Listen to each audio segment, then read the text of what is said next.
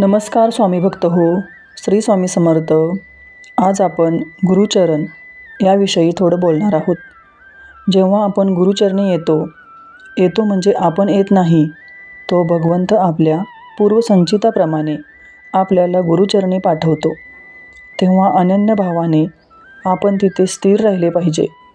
एकदा स्थिर झालो की आपले कर्तव्य असते की आपण गुरूंनी सांगितल्याप्रमाणे आपले आचरण ठेवणे, गुरूंची सेवा करणे, गुरूंनी दिलेली साधना नित्यनेमाने करणे, त्यामध्ये खंड पडता कामा नये.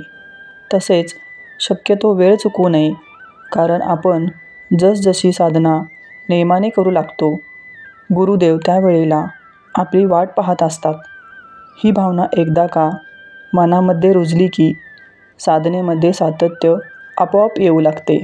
आज झोप झाली नाही, आज बरं वाटत नाही म्हणून साधनेची वेळ चुकवू नये. अत्यंत महत्त्वाचं म्हणजे श्रेष्ठ गुरूंचे चरण आपल्याला मिळाले ही त्यांची आपल्याप्रती दयाभावना आहे, हे लक्षात असू द्यावे.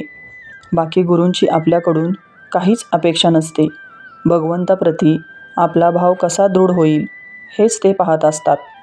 आपल्या प्रापंचिक समस्या त्यांच्या चरणी दृढ झाल्यावर आपोआपच मार्गी लागतात. त्यांना सांगायची गरजच लागत नाही.